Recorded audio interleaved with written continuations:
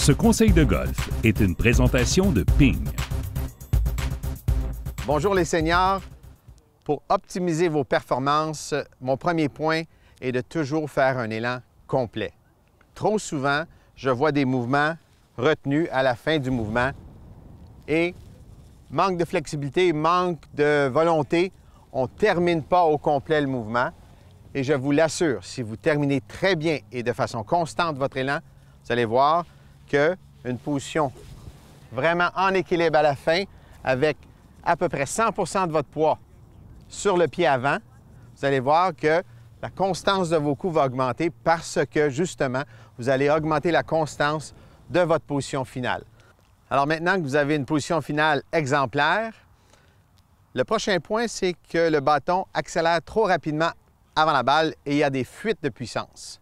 Je m'explique. Pendant la motion arrière, vous armez les poignets.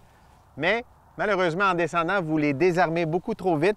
Voilà la fuite de puissance qui fait que le bâton accélère rapidement ici avant l'impact et n'accélère plus là où c'est très important à l'impact. Alors, pour enrayer cette fuite de puissance, je vous invite à écouter un peu votre élan. Je l'aurai dans quelques instants avec un drapeau. Mais pour que le bâton accélère, je dis souvent, sentez-le qu'il accélère après l'impact au lieu d'avant l'impact.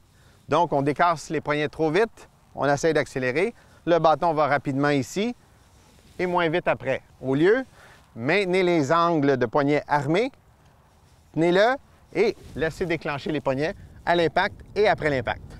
Ce qui va donner plus ceci comme son au lieu de cela comme son. J'utilise le drapeau, assez évident comme auditif, vous allez voir. On entend le maximum du son ici et non avant l'impact.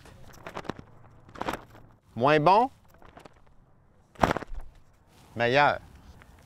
Maintenant que vous accélérez bien après l'impact, la qualité des coups est très importante. Alors, il faut frapper la balle avant le gazon. J'ai un exercice que j'adore, que j'encourage tout le monde à faire, c'est de faire des allers-retours et de juste brosser le gazon, mais en se concentrant à frapper toujours après là où serait votre balle de golf. Toujours vous concentrer de frapper toujours à la même place. Vous allez évidemment vous pratiquer à faire un transfert de poids. Toute cette chaîne de mouvements va se faire en même temps et vous allez vous pratiquer à vraiment frapper le sol après la balle. Hein? On s'entend un impact parfait, c'est balle en premier, gazon par la suite. J'ajoute un ingrédient bien simple, la serviette. Je vais la placer justement pour devoir l'éviter. Et ensuite, vous pourrez le faire avec une balle de golf. Votre balle de golf imaginaire serait ici, vous faites des coups de pratique. Vous voyez, vous avez une motion descendante vers le sol qui fait que vous frappez la balle en premier. Donc, la qualité de l'impact sera beaucoup améliorée.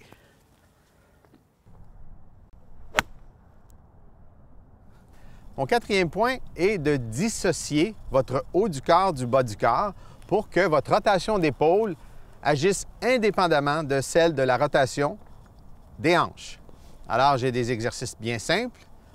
Maintenez vos hanches bien stables et faites quelques rotations des épaules pour sentir vraiment que la rotation des épaules peut se faire sans celle des hanches.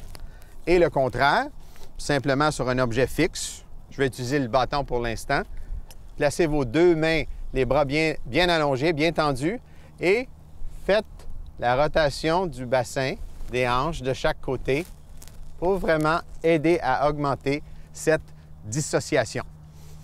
Sur ces points physiques, justement, je vous invite à consulter un expert de la forme physique pour faire une évaluation TPI, Titleist Performance Institute. Plusieurs maintenant sont certifiés pour vous aider à vous offrir un menu complet qui va vraiment aller à vous offrir un menu sur vos restrictions physiques personnelles. Bonne pratique et bon entraînement!